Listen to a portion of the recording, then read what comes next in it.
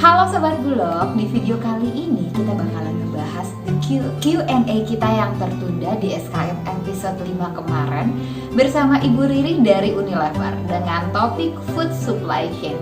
Yuk kita simak. Oke, ada pertanyaan nih dari Usman di Sunter Timur 16. Berapa lama Unilever menciptakan dan mengembangkan sistem supply chain yang ada hingga saat ini? Untuk pengembangan sistem supply chain, tentunya sudah sejak Unilever berdiri. Namun, kami selalu melakukan review dan adapt sistem yang menurut kami lebih baik.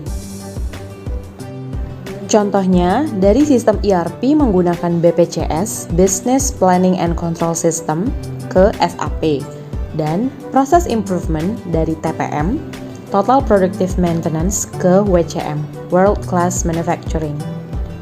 Proses transisi sistem dari idea ke eksekusi butuh waktu kurang lebih 1,5 sampai 2 tahun. Proses training, setup sistem, dan transisi butuh minimum 6 bulan sendiri per functionnya.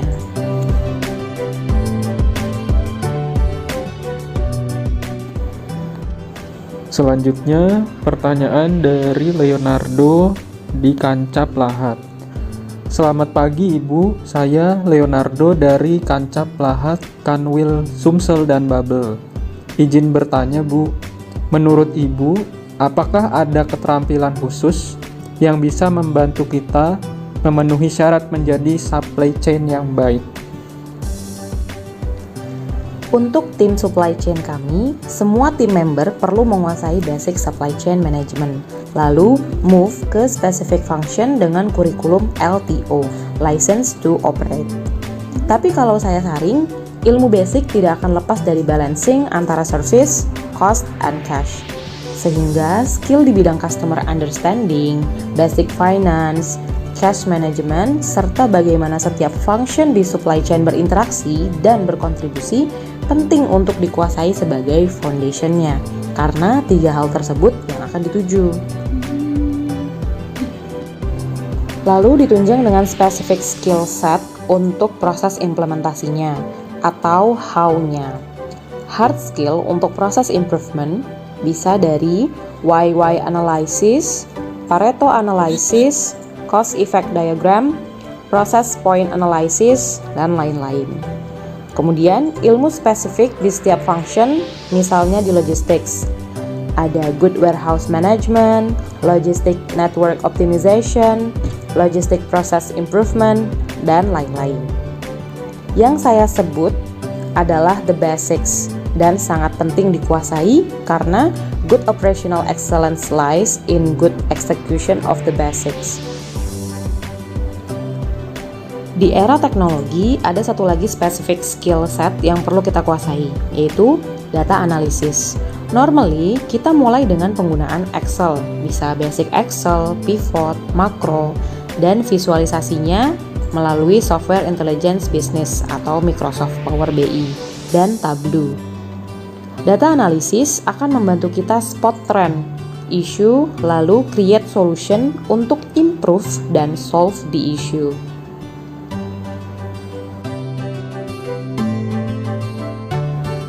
Baik, selanjutnya pertanyaan dari Tirta Dwinta di Kancap Indramayu. Yang pertama, bagaimana evaluasi supply chain Unilever dilakukan?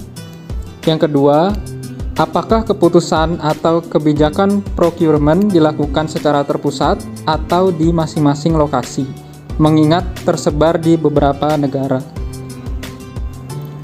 Untuk pertanyaan yang pertama, melalui KPI. KPI dipakai untuk evaluasi. Yang dievaluasi adalah 1. Cost. Contohnya, cost per ton untuk factory. Kemudian, bisa juga persentase material cost terhadap gross margin untuk procurement dan persentase overhead cost untuk lainnya. Yang kedua, ada cash. Contohnya, days on hand inventory atau inventory turns. Kemudian ada business waste yang termasuk di dalamnya ada barang-barang slow moving atau expired. Kemudian capex, capital expenditure, dan cash collection atau billing. Yang ketiga ada service. Contohnya service level, berapa persentase order customer yang bisa kita deliver in week to week. Untuk pertanyaan yang kedua, tergantung materialnya, tapi kebanyakan proses negosiasi dilakukan di global level. Untuk material yang spesifik untuk negara tertentu baru dilakukan di lokal.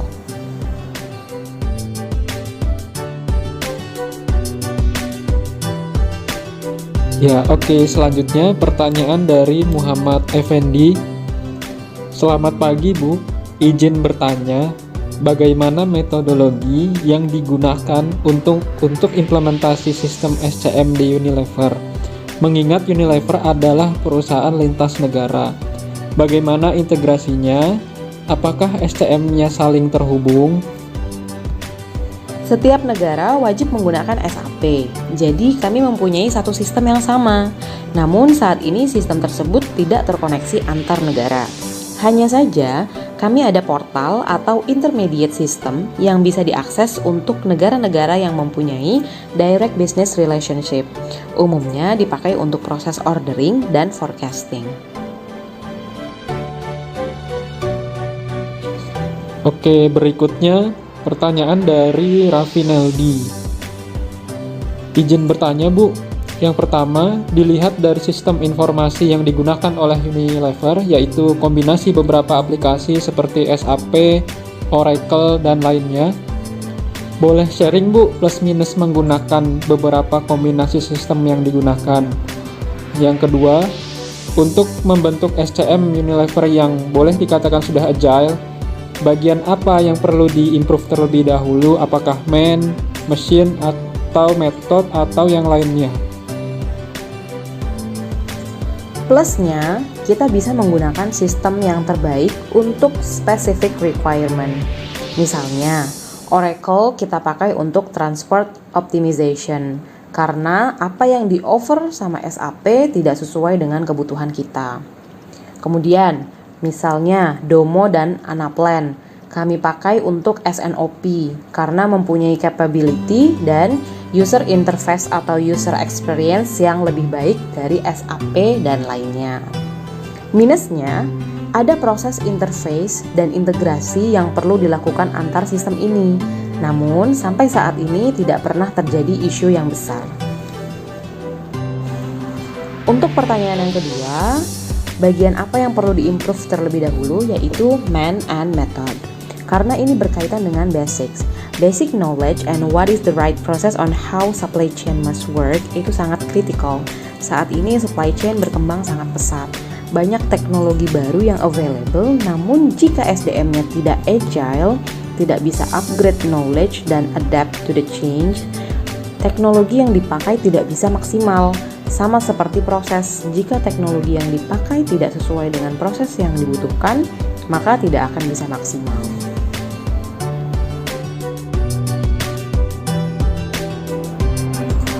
Oke, berikutnya ada Mario Ramadan dari Kanwil Sumsel. Izin bertanya, dari supply chain yang dipaparkan tadi, bagaimana komunikasi antar lini agar tercapainya target perusahaan? Di level leadership team kami ada regular review on where we are now yang dilakukan 2 minggu sekali. Meeting review ini bukan untuk merubah target, tapi untuk decision making jika ada course correction yang perlu dilakukan untuk mencapai target. Jadi, alignment on action to be done atau reprioritization of resources terjadi di sini. Di level operation ada breakdown task dan KPI daily and weekly yang perlu di-achieve. Agile communication sangat penting untuk operation kami yang dilakukan melalui meeting reguler dan WhatsApp. Yang umumnya terjadi, eskalasi atau action needed dibahas di meeting, kemudian monitoring atau communication update sebelum meeting berikutnya terjadi di email atau WhatsApp group. Contohnya, saya punya WhatsApp group dengan supply chain leadership team, dengan sales leadership team, dengan tim saya sendiri, dan juga satu grup service dengan tim planning and logistik. Tim saya juga akan punya WhatsApp group dengan tim lain yang berkaitan dengan operation. Ketika ada new action needed untuk mencapai target, akan di-share di grup terkait dan jika dibutuhkan dilanjutkan dengan meeting khusus untuk klarifikasi. Di masa COVID ini, umumnya setiap leader juga punya checkpoint meeting dengan timnya. Biasanya 30 menit setiap hari atau 2 hari untuk mengecek apakah seluruhnya berjalan dengan sesuai dengan rencana, ataukah ada sesuatu yang dibutuhkan, atau sekedar say hello.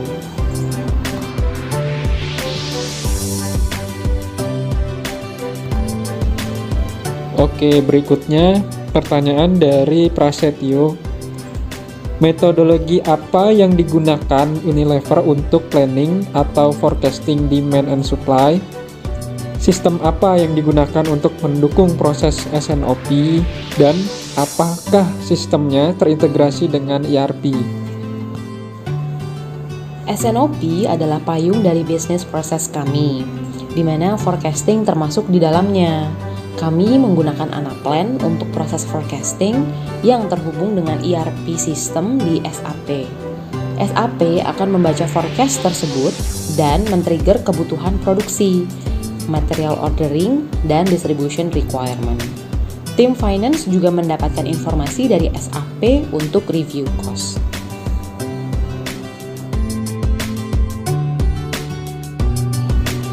Baik, lalu ada pertanyaan dari M. Hairul dari divisi P2A. Selamat pagi Bu, saya Hairul. Izin bertanya dari beberapa komponen bagian supply chain yang dilakukan di Unilever, yaitu plan, procurement, make, dan lainnya. Di bagian mana yang paling sering melakukan improvement dan contohnya seperti apa Bu? Lalu di masa pandemi seperti ini, pasti berpengaruh juga dengan demand and supply di Unilever. Apakah berdampak dengan alur supply chain yang ada dan bagaimana mengatasinya? Terima kasih.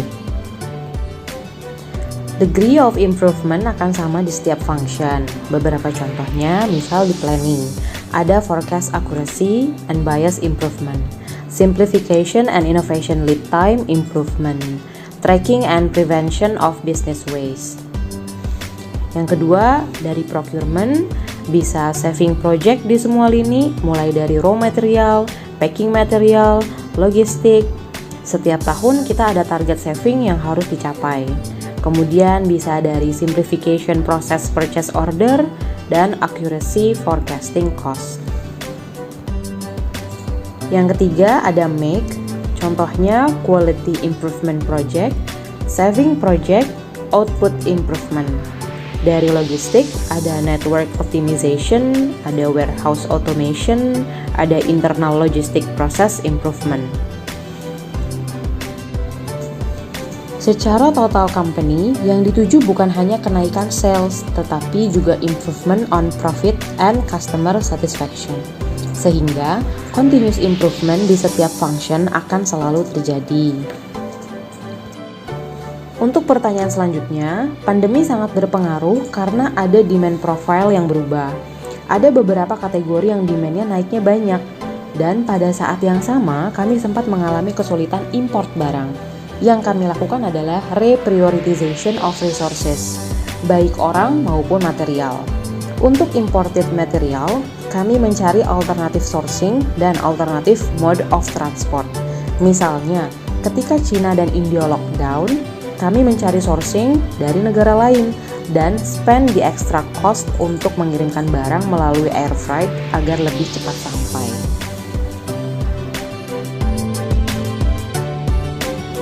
Baik, selanjutnya pertanyaan dari Aan. Selain faktor human resources dalam masa transisi ke SAP, bagaimana meminimalisir kegagalan migrasi data, itu operasional, finance, dan lain-lain? Berapa persen kegagalan migrasi data yang terjadi di Unilever pada migrasi data tersebut, dan butuh berapa lama untuk recovery datanya? Migrasi data harus menjadi sebuah gate kriteria atau faktor penentu dalam melakukan transisi. Tanpa kesiapan 100% data, transisi tidak dapat dilakukan. Agar hal ini dapat tercapai, maka apabila dirasa kesiapan data itu kurang, perlu dibuat sebuah tim khusus data migration yang bertanggung jawab untuk mencapai hal ini. Tim ini harus memiliki kuasa penuh untuk mendapatkan data dan informasi dari semua tim lainnya.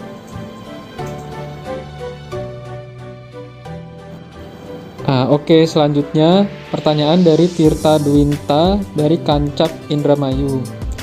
Apakah volume supply chain di Unilever dilakukan secara tetap dan reguler untuk semua produk? Atau jumlahnya berbeda setiap waktunya sesuai dengan demand? Volume produksi berbeda-beda setiap waktu sesuai dengan forecast.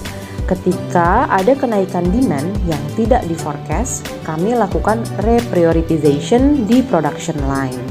Dan jika ada drop in demand, kami akan stop produksi dulu sampai stoknya normal. Nah, untuk pertanyaan yang belum terjawab, bakalan kita sambung di Q&A part 2. Saksiin ya.